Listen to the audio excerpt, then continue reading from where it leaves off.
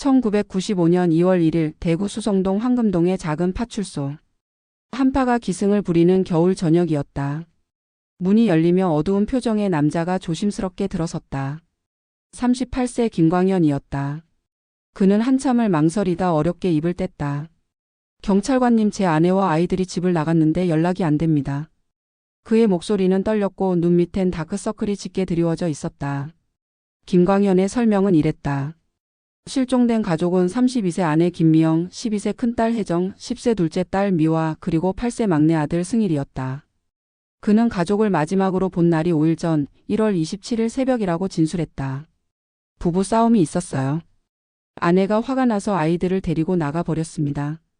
그는 한파 속에 아이들이 어디서 추위에 떨고 있을지 모른다며 걱정을 쏟아냈다. 파출소 경찰은 그의 이야기를 들으며 고개를 끄덕였다. 부부싸움, 아내의 가출, 아이들과 함께 떠난 상황. 실종이라기보단 단순 가출로 보였다. 며칠 더 기다려보세요. 엄마가 같이 있으니 아이들은 안전할 겁니다. 경찰은 그렇게 그를 돌려보냈다. 하지만 이 사건은 곧 단순한 가출로 끝나지 않을 운명이었다. 김광현의 집안은 한때 평범했다. 그는 경상북도 문경시 전화국에서 기술직으로 일하며 안정적인 삶을 꾸렸다. 그러나 1년 전 1994년 그는 돌연 퇴사했다. 주식 투자로 큰 돈을 벌겠다는 야심이었다. 퇴직금 3천만 원과 모아둔 돈을 모두 주식에 쏟아부었지만 결과는 참담했다. 전 재산을 날린 그는 가족을 데리고 대구로 이사 왔다. 가세가 기울자 아내 김미영은 식당 일을 시작했다. 하지만 생활은 나아질 기미가 없었다. 부부 사이는 점점 삐걱거렸다. 성격 차이와 고부 갈등으로 다툼이 잦았고 아내는 몇 번 집을 나간 적도 있었다. 최근엔 갈등이 더 심해졌다. 김미영은 더 이상 이렇게 못 살겠다며 이혼을 요구했고 김광현은 절대 안 된다며 버텼다. 실종 전날 1월 26일 밤 그는 아내가 누군가와 통화하는 소리를 들었다. 남편은 다 필요 없어. 난 당신만 있으면 돼. 그 말에 김광현은 아내가 외도를 한다고 확신했다. 분노가 치밀었다. 그는 아내에게 소리쳤다. 이혼하고 싶으면 위자료 5천만 원을 내놔. 당시로선 거액이었다. 김미영은 당장 돈은 없지만 친정에 부탁해 1,000만 원은 구할게.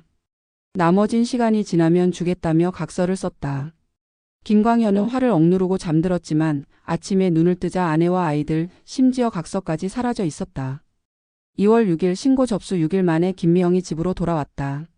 하지만 혼자였다. 그녀는 경찰서로 달려가 물었다. 우리 애들은 어디 있어요? 경찰은 당황했다. 남편 말로는 당신이 아이들을 데리고 나갔다던데요? 김미영은 황당하다는 듯 말했다. 아니요, 저는 혼자 가출했어요. 애들은 집에 놔두고 나왔죠. 그녀의 진술은 이랬다. 1월 26일 밤 부부 싸움이 새벽까지 이어졌다. 지친 그녀는 집을 나와 여관에서 열흘을 보냈다. 귀가해보니 아이들이 없었다. 남편에게 따지자 그는 내가 그걸 어떻게 아냐며 화를 냈다. 그때 김광현이 경찰서에 나타났다. 애들을 어디 숨겼어? 그는 아내를 몰아붙였다. 부부는 서로를 향해 아이들의 행방을 따졌다. 둘 중 하나가 거짓말을 하고 있거나 부모 몰래 아이들이 사라진 것이었다. 경찰은 사건을 아동 실종으로 전환했다. 대구는 몇 년 전 개구리 소년 실종 사건으로 민감한 상태였다. 수사가 시작되었다. 첫 가정은 아이들이 부모 싸움에 지쳐 자발적으로 집을 나갔다는 것이었다. 하지만 12세, 10세, 8세 3남매가 함께 사라졌다는 건 납득하기 어려웠다. 경찰은 학교와 동네를 수색하고 전단지 2만 장을 뿌렸다. 제보는 없었다. 아동보호기관도 뒤졌지만 흔적은 없었다. 수사 방향은 김광현에게로 쏠렸다. 그는 작년 부부싸움 후 아이들을 친척 집에 한 달간 숨긴 전적이 있었다. 이번에도 비슷한 짓을 했을지도. 경찰은 지인과 친척을 탐문했지만 성과는 없었다. 그러던 중 이웃의 목격담이 나왔다. 1월 27일 낮 3남매가 집 앞에서 놀고 있는 걸 봤어요. 김광현의 진술대로라면 아이들은 그날 새벽 아내와 함께 떠났어야 했다. 목격자가 거짓말할 이유는 없었다. 그렇다면 김광현이 거짓말을 한 걸까? 경찰은 그를 상대로 거짓말 탐지기 조사를 시도했다. 그는 처음엔 거부했지만 몇 번의 설득 끝에 응했다. 결과는 판독불능. 일부 기사는 양성 반응을 보도했지만 단정짓기엔 무리였다. 그는 여전히 아내가 아이들을 데리고 나갔다고 주장했다. 아내 김미영도 조사받았다.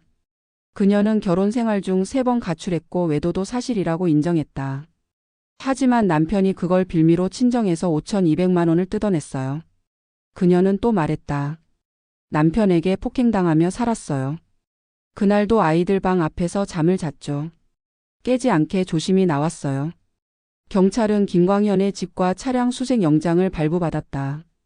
열흘 넘게 아이들 소식이 없는 상황. 불길한 예감이 들었다. 차량 트렁크와 집 욕실에서 혈흔이 발견되었다. 경찰은 이웃의 목격담과 혈흔을 증거로 그를 압박했다. 애들 어디 있어? 죽인 거야? 김광현은 아내가 데리고 나갔다며 부인했다. 수사팀은 전략을 바꿨다. 나긋한 목소리의 수사관이 그를 찾아갔다. 아이들이 없으니 힘드시죠? 꿈에라도 보이지 않나요? 이제라도 털어놓고 애들을 편히 쉬게 해줍시다. 김광현의 눈이 붉어졌다. 그는 결국 무너졌다. 제가 3남매를 죽였습니다. 그의 자백은 이랬다. 아내가 가출한 후 이틀 1월 29일 오후 아내로부터 전화가 왔다. 난 집에 안 들어갈 거야. 설날을 앞둔 시점이었다. 그는 아내를 설득하려 거짓말을 했다. 집에 애들이 없어. 내가 데려간 거 아니야? 하지만 통하지 않았다. 분노가 치밀었다. 그는 복수를 결심했다. 1월 30일 낮 1시 30분. 애들아 엄마 찾으러 가자. 그는 아이들을 차에 태웠다. 한 손엔 20cm 과도가 들려 있었다. 아이들은 나들이에 들떴다. 그는 먼저 처가를 찾았지만 아내는 없었다. 얘들아 나물 캐러 갈까? 아이들은 신이 났다. 그는 철물점에서 삽을 사고 경산시 백동 뱀사골 공동묘지로 향했다. 묘지에 도착한 그는 아이들을 놀게 하고 구덩이를 팠다. 나이 순으로 불렀다. 혜정아 이리 와. 12세 큰딸이 달려왔다.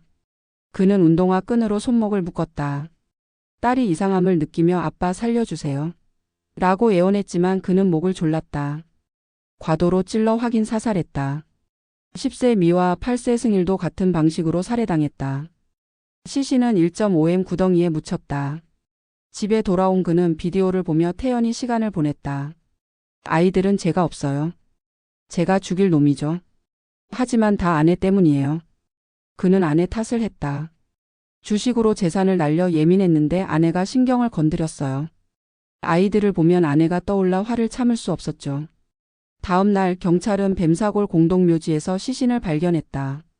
얼어붙은 피투성이 시신은 참혹했다. 김광현은 재판에서 사형을 선고받았다.